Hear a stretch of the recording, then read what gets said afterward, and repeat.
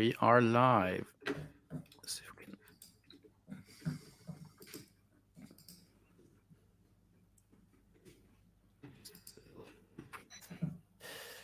Okay, excellent. Oké, dus ik doe 1 en 2 en dan 3 en dan... Oké.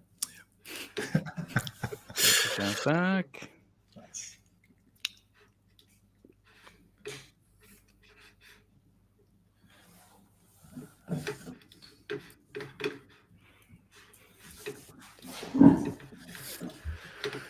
Okay, so let's get this show on the road. Hi, everyone, and welcome to another ReScript Online Meetup. Today we are going to talk about some AI stuff and also some build system stuff. We have a couple of guests. I'm going to let everyone introduce themselves as they jump in here. Oh, forgot one in the lobby. Wait a minute. Here we go. Christian is here as well. Jap Roland, Sean, and Cristiano. So a really strong starting line here. We're going to cover a little bit of community news first, what's going on in the community, and then we're going to talk about Rewatch, the new build system for ReScript, and then finally some AI stuff related to ReScript, where we have a couple of cool demos as well. So starting out, there's a couple of things that's happened since last time. We released the LSP as a standalone package. So this means that anyone who's using anything else but VS Code has a much easier way of using an up-to-date LSP version, because now whenever we ship a stable VS Code extension version, we'll also ship an NPM package that has the LSP inside it. So this should make life in Vim, for instance, much easier, hopefully. So that's good. That's also a feature or a thing that people have been wanting for quite a while. So it feels nice to finally get that out the window. We also have our base for documentation generation released. It's a package called ReScript Tools right now that has both documentation generation and Reanalyze, the standalone version of Reanalyze. And the documentation generation, you can point that to any ReScript file, and it'll go through the ReScript file and any modules linked inside of it and generate a JSON structure, which you can then use to generate documentation in Markdown or HTML directly or whatever you want. It extracts all of the things you might want for documentation generation. So a ReScript signature for each item, doc strings, record fields, variant constructors, and whatnot. So it's starting out, it's a JSON structure that we ship ReScript bindings for, but we do also want to ship a default Markdown renderer for this. So you could just point this at a ReScript file and get Markdown if you don't want to do anything special with it. So that's nice. Also a very sort of the feature that feels great to finally get out. And in the same ReScript Tools package, there's a forum post, by the way, on this. So please feel free to check the forums for more info. In the same ReScript Tools package that has the documentation generation, we've also released Reanalyze, the code analyzer for ReScript that can analyze dead code and exceptions and other things. As a standalone version again, this already exists on NPM as a standalone package called Reanalyze, but it's an older version of Reanalyze that's no longer updated because Reanalyze has moved into the VS Code extension repo itself.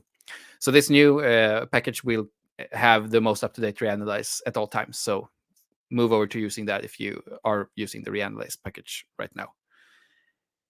Yeah, and also the playground now auto updates. So whenever we release a new compiler versions, which has been fairly often recently, it'll be automatically exposed in the playground. And I know there's other things going on with developing the playground. That's going to be interesting to see how they pan out with evaluating the code and showing things in the console and those things. So that's nice. And then finally, a shameless self-plug here. I built a connection for using ReScript and HTTP together. So you can write HTTP queries directly in ReScript and get full type safety from the query results itself and the variables to it and whatnot.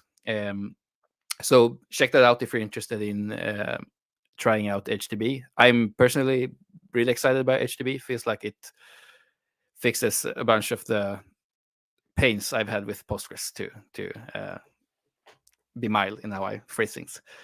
So it's nice to have someone else worry about the hard stuff in Postgres and just worry about writing a fairly nice syntax. Yeah, that's it. Anyone else want to have anything interesting going on they want to plug for ReScript? Please feel free to do so. Otherwise, we could go ahead and jump into Rewatch with Job and Roland. And Job and Roland, feel free to present yourselves and also present your screen if you have a presentation of that sort. Yeah. I'll share the screen.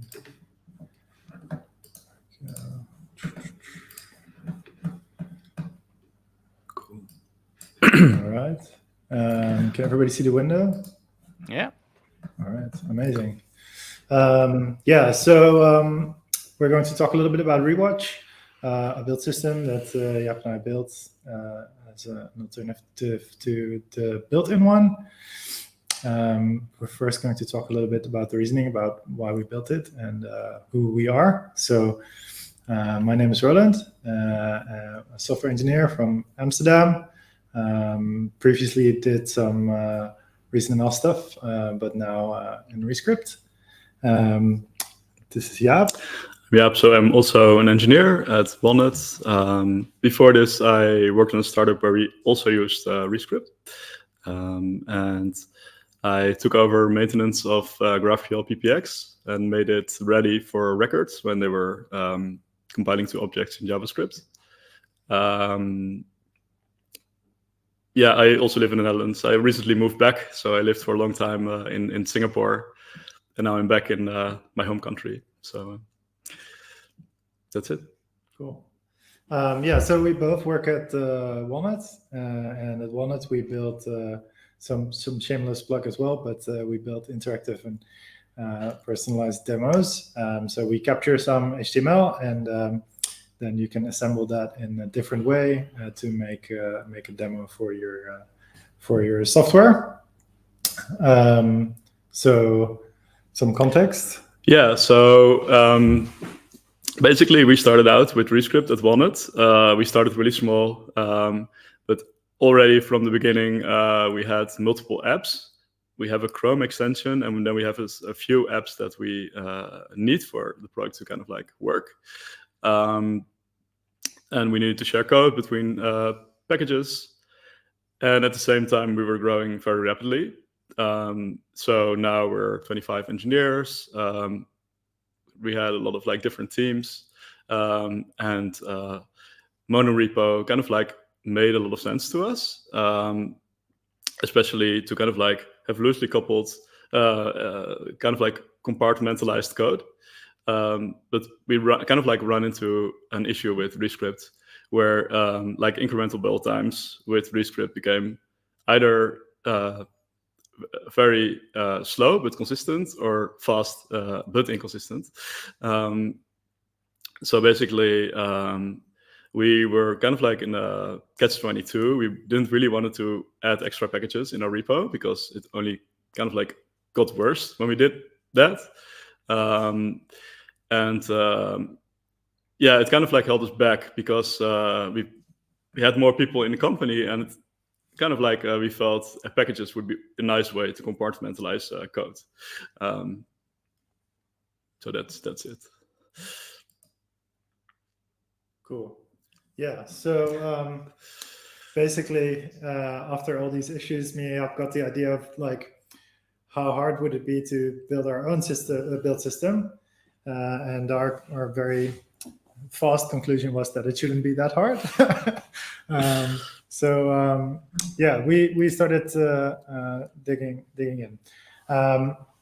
So first, a little bit of the situation before Rewatch. So we had two ways to start Rewatch. One was fast but inconsistent, and one was slow but consistent. And so here's some things about how that was really slow. So you'll see in a moment a screen capture, and this is a very oversimplified example, but I will change something in a package 02, which lives in a different package from the main package. And then I'll try and use that thing that I've just created in the base package. So this is using like the fast watcher that we had. So you'll see in the bottom left, I'll create something and save it, and you see it recompiles really fast, which is super nice. And then I'll use it, and then it tells me it doesn't exist, because that second part, or like the interface, and we'll get to all the terminology, but the interface changed in one package and it wasn't being picked up in the other one. So it needed to recompile basically more than it is now.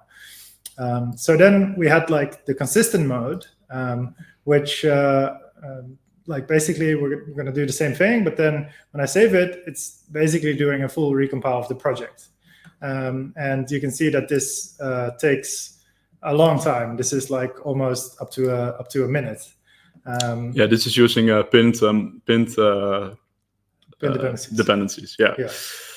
So we do need to recompile like a lot. But it's the feedback loop is not amazing. And so this is what we've been able to achieve with ReScript. So we go and do the same thing. We save it, we recompile, which is similar speeds to our fast recompilation. And then when we do use it in the other package, we get the similar speed again. And now it works, and we don't get any errors. So the situation is much better. We see that we hardly ever get stale builds or errors from a compilation perspective. We also found that clean builds are at least two times faster, between 2 and 3 times faster. And over the past few months, we see that most of our engineers are adopting it. We're also using it in CI on every build, and it's been a huge productivity boost. So we chose to build it in Rust. So this is a little bit of a weird slide, but I think it's good to just kind of talk about the elephant in the room. So when we started hacking this, I was already familiar with Rust, so I just started doing it in Rust. I was way less familiar in doing systems level programming in OCaml, which may have been sort of a more obvious choice. But after a while, we had a look into it, and we said, okay, is it actually better? Should we look into writing it in OCaml instead? But there were a few things that were actually a lot better still. So the multi-core story, like adding a package that implements parallel iterators, and then using them is literally 2 lines, and then you get a full-on multi-core processing for free, basically. So that was way better. And also the file system watchers were way simpler. Like in Linux, it's a slightly different one that you would want to use than in Mac, and the same thing for Windows. And there's just a package that abstracts over that. And then finally, the build system does a lot of things, it doesn't actually do that much, but it does a lot of them at the same time. So we have thousands of files that we do very small operations on. We'll get to it, the same thing on the next slide. But the borrow system and being able to, be explicit about what thing you copy into something and what thing you pass as a reference into something, makes it so that it's a lot more performant as just a small thing. Then there are obviously some buts, like the borrow system, because we want people to also be able to contribute and to have readable code, and make it sort of easy to jump into and build or fix issues that we may have. And we found that, especially in the build system where we don't really need a lot of concurrency or parallelism, you don't actually use or get bugged by the borrow system that much, or the borrow checker rather. The only exception is that there's a thread safe queue that produces, on the one side, system events when a file is changed, and a consumer on the other side that takes these events. And then, there's another thing about directly calling into the compiler binary. But we think that the process overhead is actually relatively small, looking at how much things we do in such a short amount of time. Like doing a full scan of the entire directory structure is like in the realm of milliseconds. So I don't think that's something that we should optimize. If we do, we can always just do some weird form function interface to Rust or to C, sorry. Let's dive in. Yeah, exactly. All right. So basically, what does a build system do? So you have some files that needs to be compiled, and one file might depend on another file. And basically, all you have to do is make sure that these compiles are called in the right order. You can't compile a file if a dependency is not compiled yet. And so when files change, these dependencies, need to be updated. Oop, I lost my screen. So when a file changes, obviously all the dependency tree can change.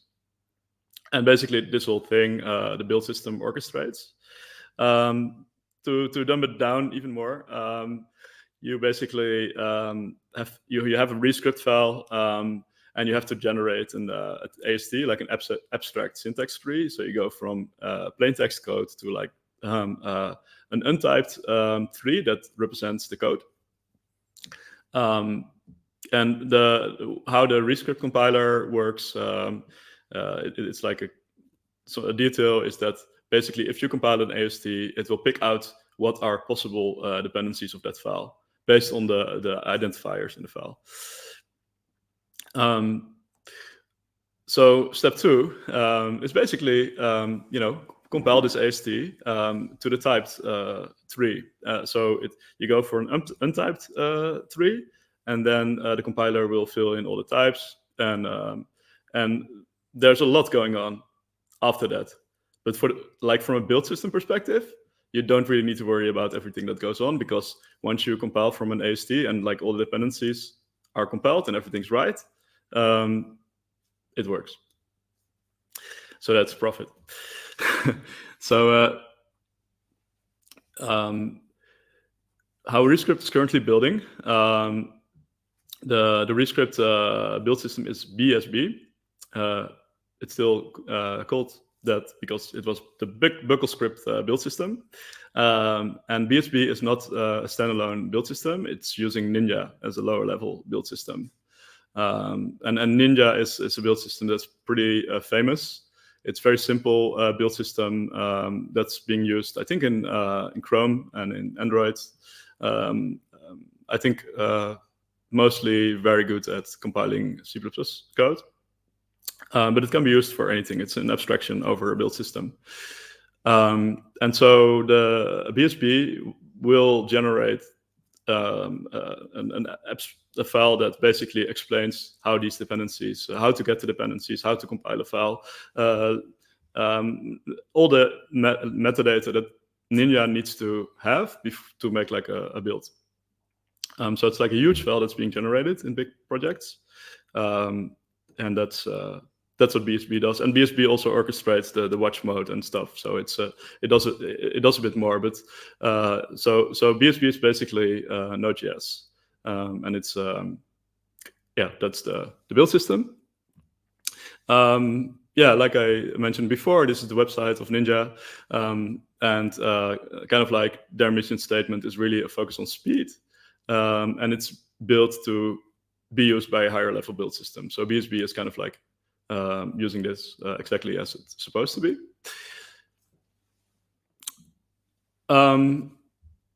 So to kind of like talk a bit more about problems with the current approach. So when you use ReScript build, it also compiles the npm dependencies. But each dependency basically has its own isolated build. And after they have finished building, it by default will not really pick up on any of those, or any changes that might happen in those packages. And if you don't have a monorepo, it's quite okay. So you don't often change stuff in the node modules directory, so that's perfectly fine. But for monorepos, you actually it can happen that you're changing a dependency and changing one of the packages. And the solution for ReScript was to introduce pinned dependencies. So pinned dependencies are dependencies that might change. And there's basically the watcher will, so the watcher will not really pick it up. But when you compile the root directory, it will look for those changes and it will consistently compile. There are a few downsides that we kind of explained before, but to make it more concrete, the watcher doesn't really work with pin dependencies.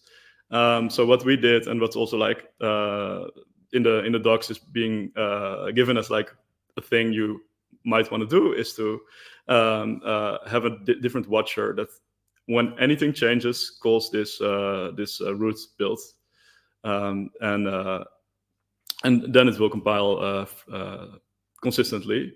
The only problem is that it's quite rough. When you change a dependency, often you have a whole bunch of files that need to be compiled, and we run into this quite a bit. And the feedback loop was not that great for us at some point.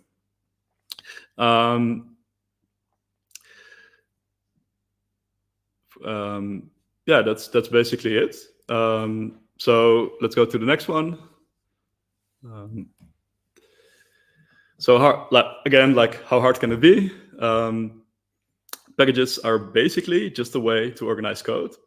For the compiler, so for BSC, which is the compiler, you don't really have a thing like a package. And for the compiler, all the modules are global. So we were like, why don't we just compile everything in one go? And Ninja is pretty nice. It allows you to build a build system, and it has these abstractions, but it's not really made specific for OCaml. And OCaml builds are slightly different than a traditional C build process. So the upside of having this complete new build system is that we can completely tailor it to the needs of OCaml, like ReScript, but basically the OCaml type checker. And that was our initial thought. Let's build a build system, for ReScript, and especially that can do this incremental compile of monorepos. So Rewatch, enter Rewatch. Again, it's a custom build system. Like we said before, we choose to write it in Rust. It's compatible with monorepos. And in principle, I think we have as fast as possible incremental compiles. And there's still some times that we have to, some recompiles are not that fast. But that's also because of the way ReScript works. And there are some I have some ideas how we might improve that, but in our practical experience, it's already a lot better than we had before. So how does it work? So ReScript basically scans the whole directory. When you're in a monorepo, it scans the whole directory tree. So that means all the configuration that might be in bsconfig.json or rescript.json. It also scans all the ReScript files, and it also scans all the existing build assets that might be there from a previous compile or previous parse of the AST. So we initially thought that this would take a really long time to do this. So we already before we build it, we were okay, maybe we have to optimize this. But it turned out this is actually really fast, even in a like a pretty big repo that we have at Walnut. So we still do this like naive way of creating this whole single build state. And so this build state, it includes all the modules, packages, and the configuration, and basically store some state for each module. And once we have this, it basically coordinates this this build. And for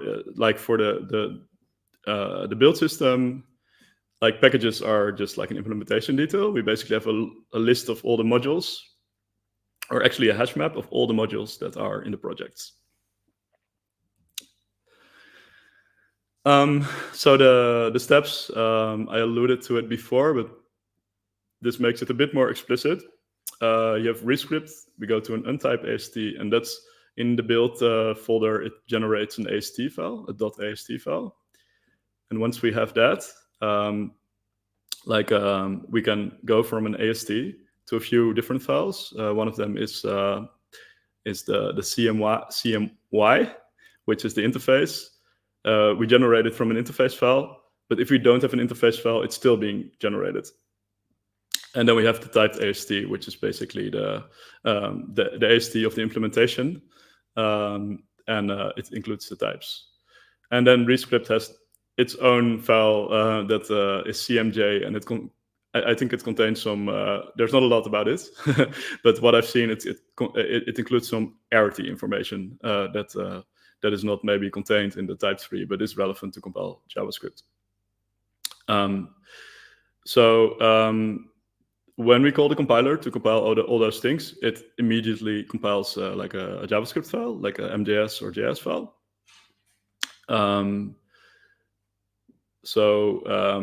Yeah, and like I said, when we have the AST, we also like the dependencies are part of the AST. So that's where we get all the dependencies between the modules.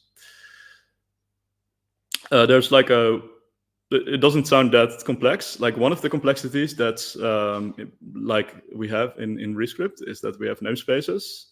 So you can configure a namespace, and it basically hides the modules that are basically normally by default in the global namespace, and it hides the modules by adding like a character in the name, like a dash that you can't use in ReScript, so you practically cannot use them, and it wraps them into a main like one module. And so if you want to use one of the modules in this namespace, you have to go through this one module. And the implementation is a bit, there's something the build system has to know about.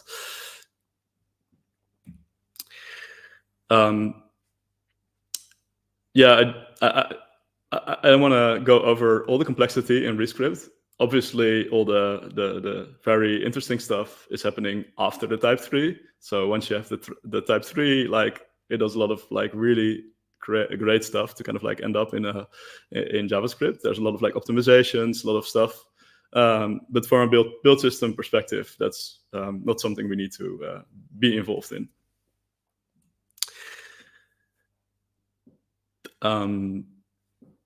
Yeah.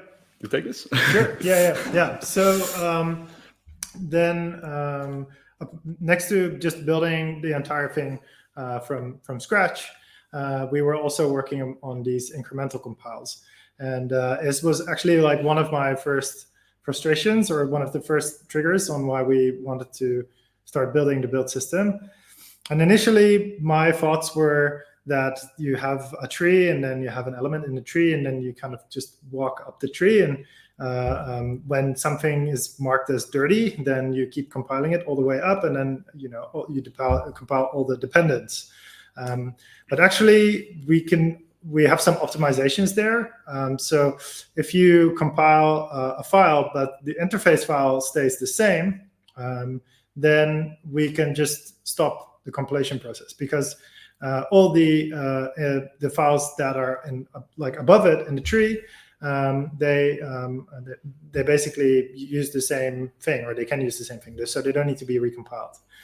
And so it's kind of the same, but if you then do have something that changes the interface, but the next interface doesn't change, then you can also just stop there. So you can very often stop the compilation process very, very early on.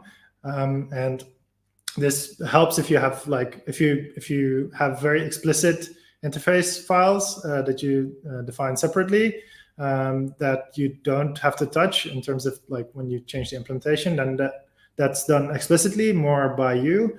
But like Jaap said, we also generate the interface files, and then we just kind of take hashes of the old one pre-compilation and a new one to see if we need to continue onwards or not.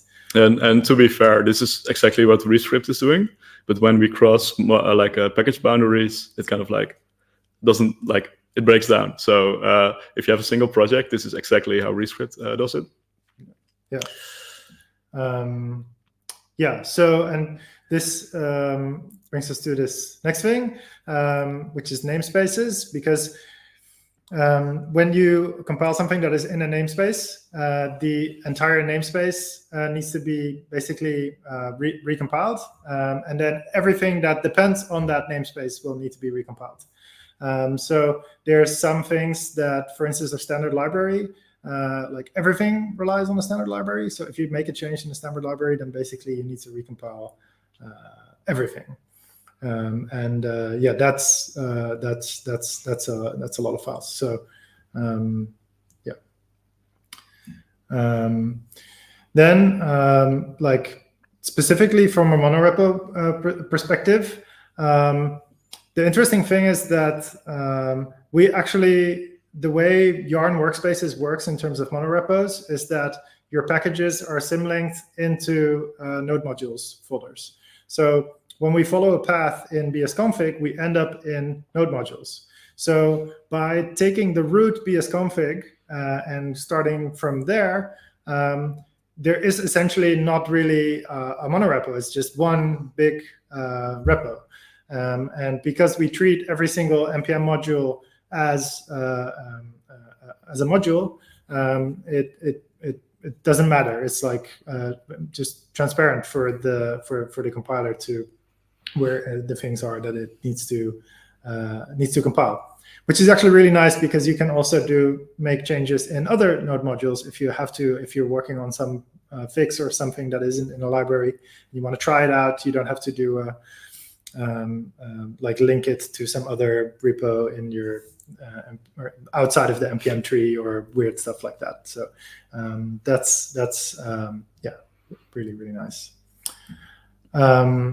So some next steps. We are aware that the bsconfig and ReScript.json, even though I think we got a really, really far way, there might still be some weird hidden features or something that we didn't quite map right. So there will be things that we haven't fixed yet. Feel free to open up issues on the GitHub repo, and then we'll try to get to those, to fix them. There are some simplification and refactoring that we can do to make it easier for other people to contribute.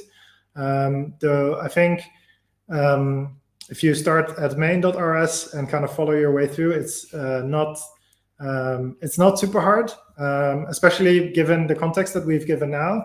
I think it should be fairly comprehensible. So then there's a couple of more concrete things that we're working on. We're trying to get it to work with reanalyze out of the box, because that doesn't work in monorepos currently. And I think we can do quite a lot of that code optimization for us specifically, because there's just there's probably a lot of stuff. So that's something that we're working on. We're also looking into getting more efficient incremental compilation, even when you're using namespaces. So there's probably a way that you don't have to recompile everything. So that's something that we're looking into. And finally, there's an RFC that in the GitHub repo about doing code generation without PPXs. feel free to have a look in that and also weigh in with your thoughts. That's also something that we're looking into in the future. So I'm not sure how we doing in time, but now would be a great time to answer some questions. We couldn't see the questions, so let's see. Yeah, awesome. What are you talking about? I think we have a starter question from Sean, right? Yeah, I was just curious, kind of at one of the steps when we were talking about kind of figuring out what parts of the DAG and the source code tree have been dirtied and figuring that out. It feels like maybe there's a little bit of help that the ReScript compiler itself could provide. So maybe it could keep track of, for example, the hash of the interface files and write that out to a file alongside it. Then you could just monitor like literally the last time it was touched. So it would only write out that hash if it had changed since the last time it ran, or just something along those lines where maybe some of that stuff could be useful for other tooling as well. It might be nice to have inside of the compiler itself, since it probably has to do very similar stuff anyway already. Yeah. So I think there's definitely a lot of stuff the ReScript compiler can facilitate. One of the things, like the reason why like namespaces are sometimes causing long compile times is if you like alias a single module that you're using from a namespace, we don't know about it. We just know like you'd use the namespace. So like the parser could give this more detailed dependency. So I think that's a really big one that improves a lot. We can also do it in the build system. So we can also just scan the ReScript files and look for those things. So I think that might be an even easier thing to do. In terms of like hashes, I think with Rust, we have a really fast way to do those hashes. Like there's some really nice libraries. So I'm not really sure if that like would improve a lot, but yeah, like actually there's a known issue that if you run the ReScript compiler, it will look for the config file, because it will kind of like go down the directory tree and find the configuration file. And that is slowing down compiles as well. I'm not sure how much, but like doing those FS work can like slow down quite a bit. So that's also one of the things that the ReScript compiler potentially can improve. Yeah, and from the look of it, it looked like it was, there were plenty of optimizations, and it seems fast enough. I was thinking in terms of complexity of maintenance. So if you could reduce the number of steps that you had to do in Rustland by virtue of that work already have been derived upstream, and you could just kind of write on top of that. It's always nice whenever you get to delete lines of code out of your repo and someone adds it to theirs. Yeah, for sure. Yep. Yeah. Though I have to say with hashing specifically, I think we use like Blake 3 or something like that, this weirdly fast hash, and we were both surprised at how little time it actually took to do this. But let's get like everybody together and see if we can do some cool stuff upstream. That would be very nice. I think there's also a good question kind of about like, how do you see this fitting into the ecosystem and the community overall? Like, are we like bifurcating the community again? Is there like some sort of transition plan? Like, how are you thinking about how this fits in for the wider ecosystem? Yeah, so I don't think there's currently any concrete plans to get it upstreamed. But I think, Jaap and I talked a bit about how awesome it would be if it was upstreamed and everybody could use it out of the box. I think we have some way to go, but if that's in the book, so to say, that would be I think the best scenario. But I saw there was also some concerns about maybe adopting a Rust code base into the compiler, which might not be ideal. I think this is something that we have to go and chat about with everybody and see what the consensus is. Yeah, I think for us it was at some point such a pain that we had to build it, and we rather not. So if there's any other way that has the same benefits, like that would solve the problem for us as well. Yeah. I think we should have a discussion on that pretty soon. I think this looks fantastic and very promising, and it's also great to have you developing it with such a clear goal and such clear benefits, like that you can, you get a result from what you build right away with your engineers. So it's I think it's very interesting. Yeah. Definitely interesting to talk about. And I don't think there's any short. I mean, we'd have to discuss about Rust and whatnot, but I don't think that's an inherent blocker for anything really. Of course. I would say I was a skeptic as well for the Rust, because Roland was using it and I didn't know Rust, and I was like, I have to spend like months learning Rust. What's really cool is that it's very similar to a camel in a lot of ways, and like I was productive very quickly. So I think it's also something that like I was pretty scared. Like I was like, I don't feel to learn a different language that has the reputation to be quite complex. But like I was kind of convinced after a short while. So. Yeah.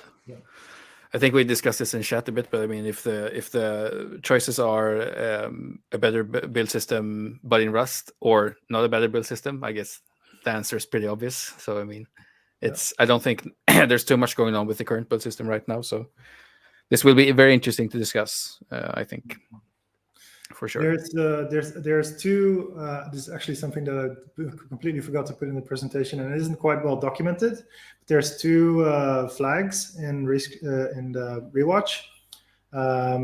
One of them, or there's a flag. The two flags. One of them is really important for me, at least, and it is that we can run a subcommand after the build's finished. So in watch mode, I often, when I do some TDD type things, I also have a jest runner that's watching files. And then like there's a lot of IO being generated by ReScript when I rebuild, or Rewatch when we rebuild. And then all of that IO is being picked up by jest, which tries to do the same thing all over again, generating even more IO, and then just my whole system grinding to a halt. So you can do -A and then run a singular test.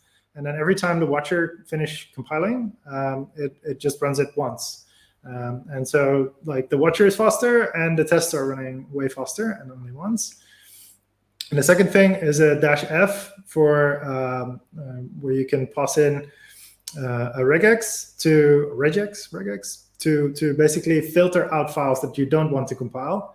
So whenever I'm like building something and I'm not doing any test stuff, then I filter out all the tests, which ditches compile times, or like at least root compile times, base compile times for like another huge amount, like a couple hundred files less that I need to compile. So that's the recompiling after everything's finished. That's also something that we can integrate into Vite, because it has the same kind of problem that you touch something that generates, like changes a bunch of files, and then it tries to refresh your development server many times. It would also be interesting to have Rewatch spit out like statistics on files and modules that take a long time to compile, for instance. We could put that in the editor integration and show you that here's a file that takes a long time to compile. Should you maybe add an interface file to speed it up, or it seems to have this amount of dependents. Can you figure out a way to speed it up to make it faster to, like keeping statistics of like you're working in this file a lot. You could probably gain a lot of speed by doing a couple of things with it. Yeah, I think we just push stuff to the compiler log file, and then we can pick that up, right? So I think we already do to a certain extent do that. So we can just expand on that super easily. Would be really nice. And I have a bunch of like ideas and projects that would also benefit from knowing what was recompiled when the compilation process has finished. Not just that it has finished entirely, but also like what exact things were actually touched in this recompilation. That can drive like code generation that we talked about, for instance. That's also could also be quite interesting as you could have the build system and the compiler itself drive other things entirely without you having to set up your own infrastructure for that for generation, for instance. Nice. Lots of ideas. Very cool. Very cool. Yeah. So, are there any more questions, Cristiano? Yeah, maybe just a quick question, just a curiosity. So there is this question of the compiler log where all the error messages go into. What do you do for a monorepo? Do you keep just a single one? Do you keep one per package? No, we do the same thing that Rewatch does. So we create the same BSB. folder structure. Oh, sorry, what BSB does. So the same folder structure. So we have a .ocaml and a .lib/ocaml and .lib/bs folder, and that is also where the compiler logs go currently. Yeah, that's actually also we try to be 100% compatible. So we also generate. So basically, what the build system does, it only generates, or for the build system, the build system doesn't really need files to be in this BS directory. So we have the OCaml directory. That's a flat list of all the files in a package. And then you have the BS directory that has all the files in a certain directory structure. And BSB creates both. For our build system, we only need the OCaml one. So we don't have to create these files multiple times. But for compatibility and for like the editor tooling, we need to do both as well. So we try to do exactly what BSB does. But again, there are some ways where we can be more efficient if we don't have to. I guess the question is like in general what the ideal developer experience is like in the editor in that case. So it looks like you treat the monorepo as you don't really distinguish, you recompile everything, right? So I was wondering whether you want to open a package in isolation or not in the editor and know everything about that package, or you always want to know everything about the project. That will drive basically where you're going to put the error messages, what files, how many, because like if you want to have a unified view, then there's little point in spreading it out in several files and then the editor having to join them up again. Yeah. Fair enough. Yeah. Agreed. Yeah, I agree. That's right now, like when you open a monorepo, you kind of like the editor picks up, like it works. The editor works pretty well. There are a few cases where it doesn't work, especially when you cross like packages. I'm not really sure what's the reason for that. But there are some quirks right now with monorepos in the editor. So maybe if we kind of like make a better integration with Rewatch in the editor, it can be better in that sense. Yeah. We should definitely look into that. I'm sure there's many things like we could do to streamline that a bit better. Yeah, I agree. Any more questions?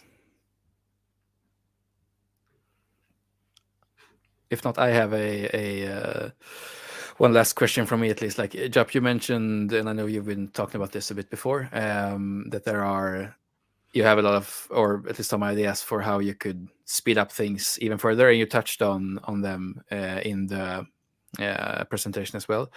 If you could pick out a few of those ideas, what would be like? What do you think would be the most impactful ones for speeding up compilation even more?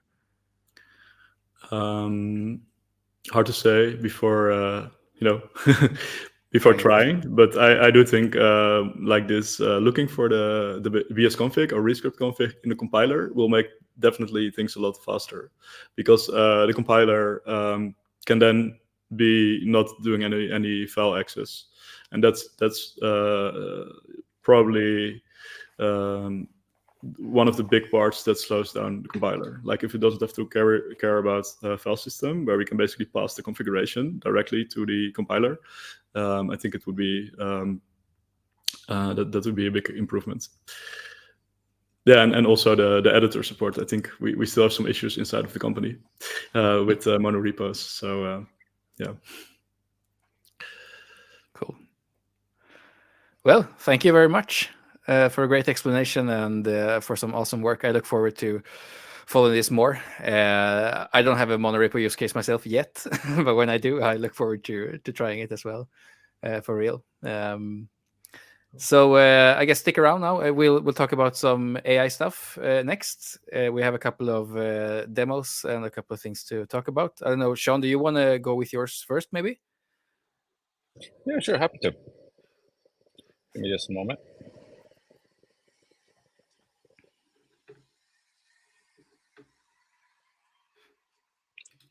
Okay.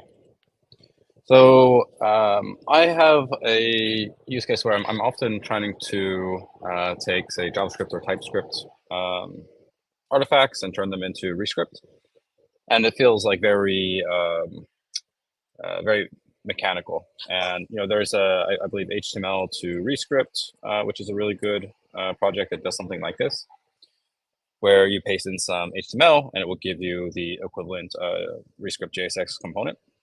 But oftentimes, especially now with some of the interesting projects like, say, V0, which you can type in a example. So let's say a video conferencing screen with a chat sidebar. So I can come in here and I can ask V0 to use GPT or whatever it's using behind the scenes to go ahead and actually write some real components for me. So you can see here that this is actually generating 3 alternatives, and it's streaming in this UI as it's writing it, which is pretty cool. Kind of see like it's adding a little bit more markup here. And so if I see one of these that I like, maybe I'll say that I kind of like, I'll say I like this one the most. Let's say, let's make the send button red, please. And I can go ahead and iterate it on it. And so this is like a really powerful tool. And I suspect that, if we look at kind of where things are heading, there are only going to be more and more of these really powerful tools that really help accelerate us whenever we're trying to build our applications. And that's to say nothing of the already existing huge corpus of TypeScript components out there that you go and you find on GitHub and you read the props and you slowly write some bindings to them. So what I want to do is I want to be able to take, say, for example, this code that is generated for me, which is reasonable for me. This is V0. I'm happy to start with this. And so I kind of came in here, and what I initially did with ChatGPT was to say, well, here's an example of a TypeScript file, and here's what I've converted into ReScript. And I asked it, based off of this, are there any other examples you need to see? Bindings to different types, or say event handlers, or whatever it might be. And I just kind of went through that loop where I would give it another example. It would tell me what else it needs to see, and just kind of made this more and more robust. So now with this kind of handcrafted, very long initial prompt, I can come in here and I should be able to say, here's demo.tsx. And I'll go ahead and save and submit this. And what this is going to do is it's going to spend like a little bit of time first building a chain of thought about how it's going to do it, which helps it come up with a much better plan. But you can see here that just based off of copy and pasting this, it's recognized the things that are imported, and then it looked at how they were used, the props that were passed, and it's kind of written pretty good bindings. It knows just kind of the latest JSX syntax. It knows that it has to use string here. It knows how to do array maps and all sorts of things.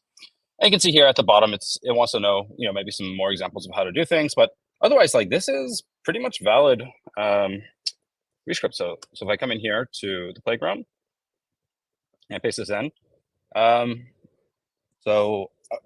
this would be an example. So I think it's using React.style. So let's say line 34. I'm directly in the sun, so give me a moment. So let's see. It doesn't have an aspect ratio, I guess, in here, which is maybe a note for us to handle. But there we go. So like with a little bit of tweaking, you can see that it actually generated otherwise, very good ReScript. And if I have my build system set up, this is importing the components automatically, which is great. And so like I've used this a lot, where it allows me to just kind of take an existing component and say, here, either convert it or write bindings to it. This is very mechanical work. I can give you the best examples of how to do it, and then you can just infer how to do it for now on. So this is my super proprietary secret prompt, and I could share this on a gist and everyone could use it. And I think, yeah, that's pretty cool as is. And I thought it'd be nice to be able to post this, say, on the forum, and people could post examples where their input JavaScript or TypeScript didn't produce the desired ReScript, and we could make it more robust that way. But yesterday, turns out that OpenAI released a thing called GPTs. So I made one called ReScripticon. And so you can come in here, and this has already been kind of taught how to do all this stuff. Basically, what I did was I pulled out the entire ReScript website, concatenated all of the different docs. So this is kind of like the full manual, and then there's some stuff on the blog for the updates and whatnot. And I can ask something like, tell me about the untagged variants that are coming out. So I can kind of just chat about, if I have kind of new questions or I want to know different things about what's happening with ReScript, I can ask. Or I can also just paste in so let's go ahead and stop this. I'll refresh. And I can say, please fully convert my ReScript components to idiomatic ReScript. And if I go ahead and paste in demo.tsx, paste that in, and this will go ahead and do it. So now this is just like a website that anyone can use, and it'll come through here and basically do the same thing. There are a couple of interesting things that we could do in addition to this, however.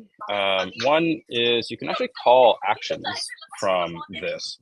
So what might be kind of interesting is to make it so that, I pasted in the ReScript here. So it has a very easy job. But you can imagine that like as it's writing out to the ReScript, maybe at the end, if there was an API endpoint to the ReScript playground, it could actually send that over to the ReScript playground and validate that it was going to compile. So that it's both syntactically correct and that it's semantically correct.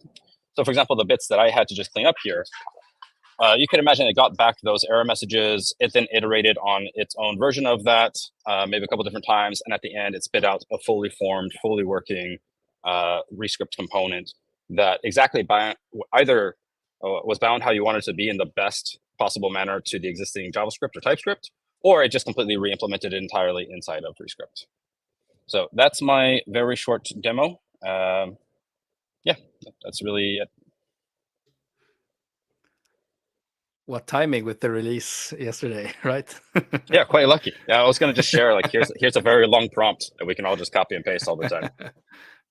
But so like the next steps for this, I think this is very promising, and I would love to have this in the editor somehow as well, kind of like paste TypeScript and get ReScript pasted instead of TypeScript, essentially.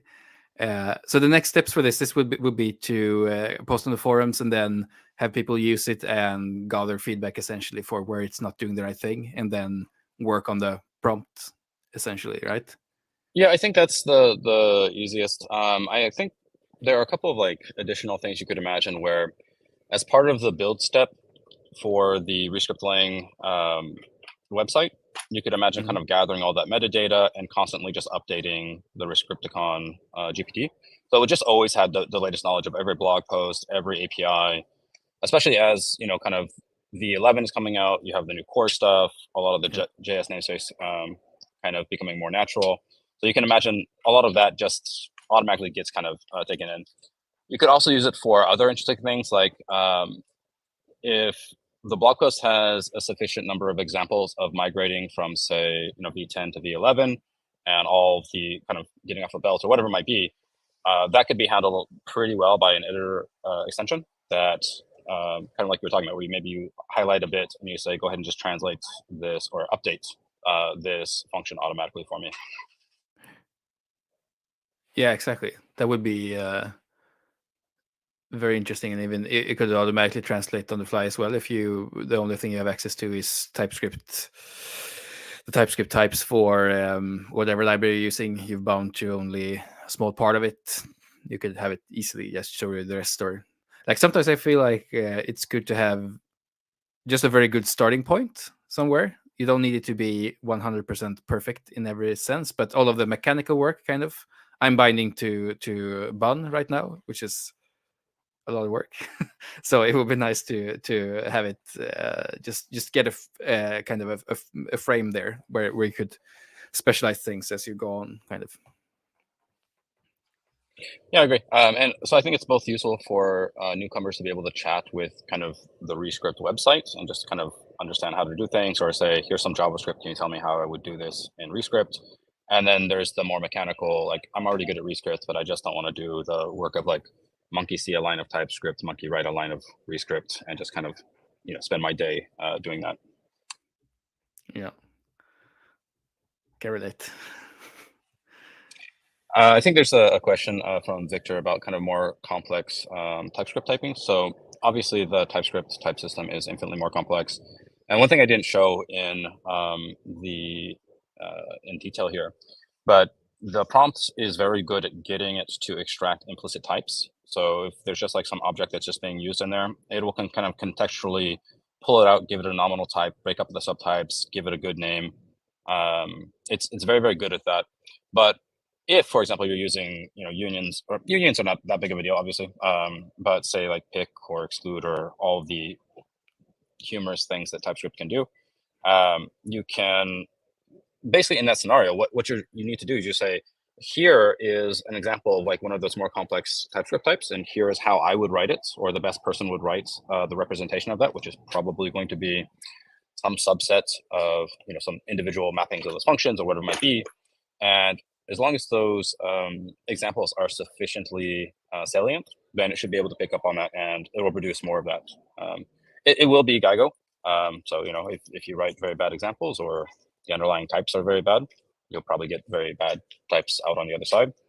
But for the vast majority of the use cases, it's pretty good.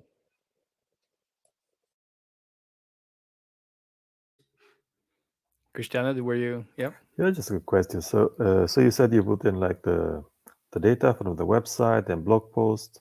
So you just literally just collected a bunch of files and added them in, or what did you need to do? Yeah, so the new GPTs, they allow you to do a few different things. You can run a code interpreter, it can browse the web, and you can use Dolly to generate images. I didn't think the image aspect of this would be super relevant. But in addition to that, you can also upload files and they'll automatically chunk it and do embeddings and RAG lookup. So there is a limit on the number of files. I believe it's 20 files per GPT, and there are lots of files inside of the ReScript website. However, I think the file size limit is 500 megabytes. So you can just concatenate most of the relevant markdown files, and it will chunk it up and just search through that.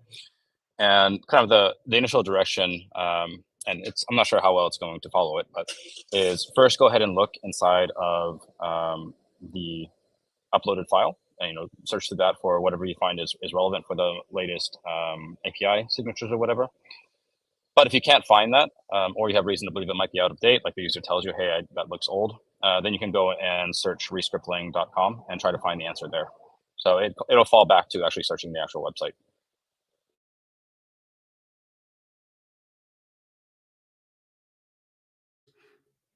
Awesome.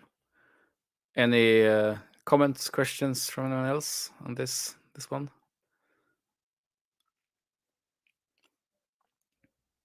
I look forward to using it at least. So yeah, Sam, I think what could be really cool maybe is to actually have this running locally. I'm just thinking out loud here, but have access to a compiler. So it does this sort of iteration automatically. And you can interact and go, okay, it's like similar to v0.f, or maybe we expose the compiler that we have on the web, like you said, with the playground, where it just gives back like compile errors or okay or whatever. And then you can talk to the thing and say, okay, this is great, but I want it to be more like this. And then it goes off and compiles it back and forth. Yeah, it's actually very good at that. So inside of the code interpreter, which obviously has nothing to do with ReScript, it's extremely good at I'm doing some static analysis on Python stuff for a side gig, and I needed to be able to walk through the AST and pull out some different bits, and it wrote some code to try to do that. It errored out. It saw its error. It says, let me fix the code. Let me try again. And just went in the loop until it wrote the code. So the code was there. So it's very good if you can hook it up to a compiler, basically. Yeah, amazing. Yeah, cool, very cool. I'll move on to the next demo. Yeah, that's a pretty good transition to the next demo, actually. Talk about the Python. Christian, you have a couple of things you want to enlighten us with? All right. So, can you see the screen? No, I think we need to reshare it. Do I need to do anything? Yeah, I think you need to try to kick off the sharing again. I think it kind of disappeared.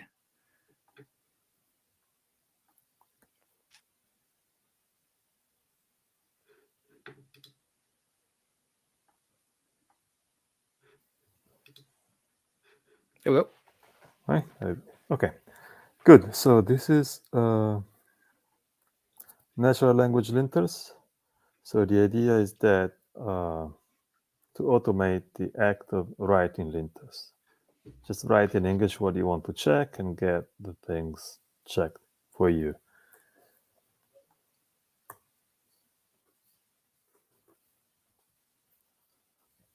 Okay, so to have an idea what it kind of looks like, kind of a starting point is I want to check that all the class names in my projects have at least 5 letters. So what this does is it generates some code for you, and then which contains some checks, and then it finds a number of classes that do not satisfy that. So this was some Python classes, and let's go to ReScript now. So one typical mistake is to put an option type on an optional field, which is redundant. So you can write, I mean, there is a number of things you can write at the moment, which align with some prompts that understands enough of the language and the things you can check so that it can extrapolate what you actually want to check. This is not going to work for everything, but I'm showing a bunch of examples that work already at the moment. So in this case, you just say check that optional record fields are not of option type. So it translates that into this thing that it can execute, and it finds some violation, and it says here is the problem. This is the case in which this is a redundant option field. So when you declare something of an option field, you shouldn't use the option type, otherwise you generate an option of int, which is likely not what you want. So I've intentionally showed some Python and some ReScript here because the way this is set up is language independent. So most of the work actually happens behind the scene. So there is a design of an intermediate language which is optimized for generating code to navigate that. So it's some sort of abstract syntax tree, but it's a little bit more abstract than the normal one. It's a little bit more targeted on control flow, so that if you check kind of the same property in different languages, it's going to be expressed in similar ways. And also tries to be as uniform as possible, because in the prompt to the AI model, you're not going to be able to explain everything. You just give some hints. And so you better design your AST in a regular as possible way so that the code it guesses it should generate matches with what it should generate. So in this case, there is this is what actually being generated. So there is some this runs directly in on the AST. So it knows about a few things like type definitions, classes, functions, and things like that. And then there are uniform things you can do, like the type of something, or each entity has a kind and has a name. And then it says for each field, check that field does not have an option. So let's see a few more examples. So we had this thing that in the latest ReScript React, instead of using use effect 1, use effect 2, use effect 3, there is a single use effect. But the catch is that you should only call it with either a tuple or an array and nothing else. And so we can ask exactly that use effect is only used with a tuple and array. And so here is a case in which this doesn't happen. F10, where are we? Here. So this call is fine. This call is fine because it's tuple. This call is not okay. So this is what would have been use effect 1 in the past. Now a final example. This tries to be as short as possible. So it says check the rule of hooks that calls to hook functions must be at top level. So this is this sentence says very little. So it relies on a number of things. It relies on the model already know what the rule of hooks are about and what hook functions mean. And then it needs to kind of have this understanding of what is at top level. And right, so it complains here and says this check failed on use state here. So this use state is not at top level. So there are a few down here which are at top level. So let's remove this one.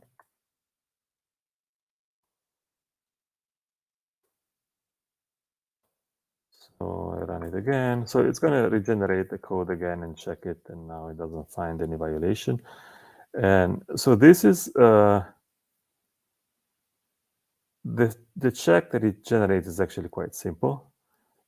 The most complex thing was actually kind of the knowledge of what top level means. And that was built into the prompt.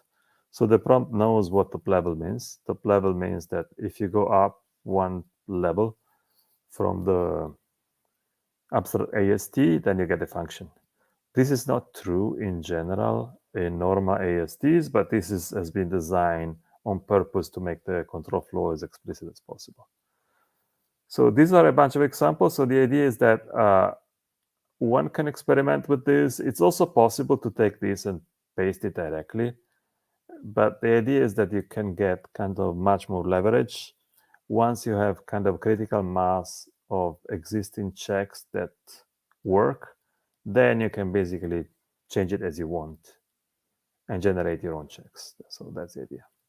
And it also relies on the fact that models are good in understanding English, and they can generate with high fidelity small self-contained programs. And those checks are exactly those kind of follow that spec. So that's it for this. Or maybe I can show quickly also semantic search. Yeah. Okay, let's do that. So I think I had it somewhere. So this is just to show the format. So it's kind of similar to what Sean was showing before. You put a bunch of files in, and then you search something, right? So this is I put in the website, and I've indexed it. And now you can search, I don't know, I search for version 11. And then it's going to find a bunch of files which are relevant for that search. It doesn't know about 11. It picks up mostly search. It finds version select.res, make. Then it finds get library for version. It finds navigation, where it depends on the version. So the idea is that you have your code base and you want to write an English sentence that finds some files in it. And maybe you can also combine it with more standard query, which are not fuzzy. So that is already supported. So this is kind of the beginning. So the idea is that you can do an indexing of your code base and then find information on it in this way. Sean, questions? Oh, I thought you were gonna read them out for me. No, I'm curious. So I mean, this is super cool. It's like I think code mods and linters and whatnot, they're really powerful engines, but they're very difficult to use for people.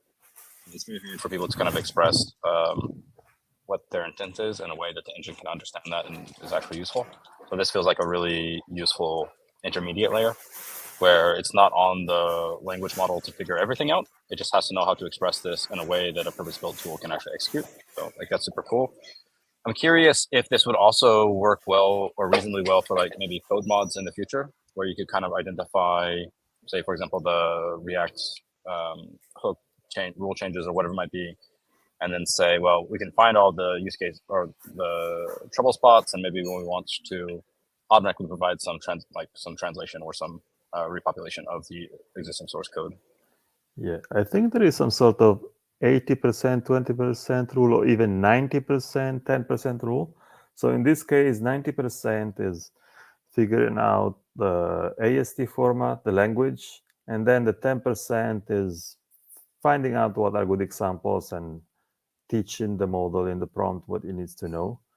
And I expect the same situation to arise for if you want to do code mods.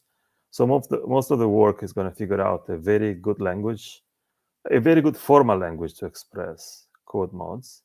And then from that, extrapolate some English description, a bunch of examples. And the second part is going to be, I think, easier than the first. So especially code mods, they need to be, once you want to formalize it, they need to be precise. So you need to say exactly what you want to change and where. And normally there isn't much of a language to specify precisely where. But this intermediate language already happens to have done that. So you have some unique language of parts in which you can say, well, take the second conditional in the function foo in class C, and within that, take the fifth else if branch, and then go to the call. And so those are the kind of things you need to be able to express formally in order to have some executable code mod. And then it's a question of how to turn that from kind of just a description of a current state to a description of a change. So there is some thinking to be done that. And then put some nice intuitive set of examples in English to express that. So that'll be quite interesting to do, actually. Yeah, it also feels like it takes some pressure off of, say, the LSP authors to some degree. Like you could imagine, for example, I'm destructuring a tuple across my code base as like a first and second result. And I decide at some point that actually this should be a record and it should have a couple of additional fields. And I want to like update all of the destructuring sites. And yes, that is something that, someone can spend some time to implement manually. But you can also, I can describe that in a way where presumably this could handle it reasonably well, in assuming that formalized language was created by someone much smarter than me. So at Walnut, we have this rules of hooks in ESLint, and it's very slow. And it typically only runs in the CI. So it's like oftentimes you forgot you forget a dependency and you only know about it when it went completely through the CI. So is this something that might very specific, but these kind of things, is that something that is easy to put in the VS Code extension or the language server? So a specific baked check, yes, because it just doesn't need to call any models. It just runs through the AST and does a bunch of checks. There is a fair amount of Python in there, but the editor already uses things as a command, so that wouldn't be an issue to experiment with. Yeah. So basically, the bottleneck is just parsing the code. Executing the checks doesn't take very much time at all. Cool.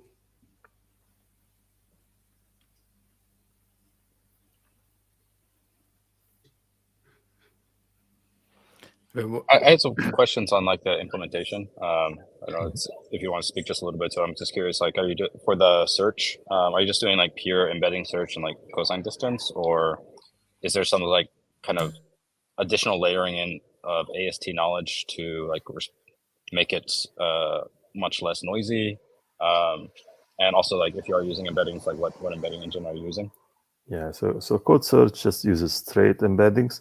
The only thing it does uses the ST for chunking. So normally it just goes on a per function basis, so it just sends the entire function. Except if the function is too big, it starts to break it up into, well, it uses the ST to break it up in a way that it's a bit more future-proof than it needs to be, but it basically takes, I don't know, maybe there are 25 conditionals, and then it breaks it up into a conditional plus every branch has its own subtree. And so each one gets indexed separately, and then you do some max similarity search of the result. This thing happens automatically, but it's actually quite rare. Most of the time, the function just fits. So I don't think it actually matters too much in practice, but it doesn't, I mean, it doesn't chunk it just randomly in a bunch of, I mean, at least the chunking is code specific. It doesn't work for text in general. So the result is always a function, and also there is a complete path to it, so you know where to find it, what file it is, and what function it is. You can also search, actually, there is also a little bit more refined search. You can also search inside the function. So it might say what you're looking for is in the fifth conditional, or in the third branch of the second conditional. So you can get at that level of granularity if you want to. I was kind of wondering, like, if you annotate the AST before getting the embeddings in order to be able to kind of narrow it down, like you have structured information around this text. So I can imagine that being a little bit of a helpful hint. On the other hand, it looks like it's already very effective. So I'm a big fan of, like, Well, the it's simplest thing that works. it works sometimes. It doesn't always work. Like embeddings are like that. There are kind of a lot of tricks one can invest a bunch of time exploring.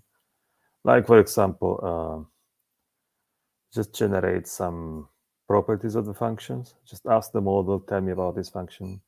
Or if you care about this, I don't know. If you want to know what has side effects and what doesn't, you're probably better off just asking for each function the model, tell me, does it have side effects or not? And then put that as extra information and then in the embedding. And so there are a bunch of things one can do. So this is just a very basic direct embedding, just the code of the function. And also it makes sense to put some extra context about how the function is used, what's calling it. So those are all properties that could be used in principle. I mean, there is a lot that can be done. This is just a very, very basic search. Yeah, very cool. And it looks like you're using the OpenAI embedding. Have you considered like using one of the open source tokenizers and embeddings? Experiment a little bit with one before. Yeah, it's actually quite convenient. Like if you want to index an entire repo, then you want to parallelize a lot. So if it's, yeah, you do a bunch of calls and that's it. It's done. While locally, well, you can parallelize as much as you want, but you only have one machine. So that'll be much more difficult to do. Yeah, so it's better to be like network bound than CPU bound, I guess, in that scenario. Yeah, because the information that needs to be transferred is not very big.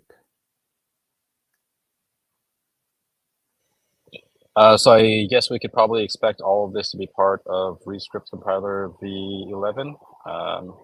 Is that a little bit too optimistic? This is all kind of at the research level thing, just explorations. Yeah. I heard you're ready to ship. Like just as you know, the engineer I just heard. All right, we're ready to ship in a couple of months. 2 weeks. 2 weeks out. No, very, very impressive. Very cool.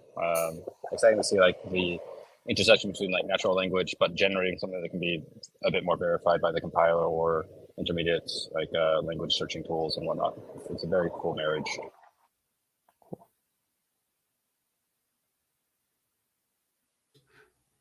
Awesome. Let's see if there are any more questions in the chat. Otherwise, we're approaching our end time here.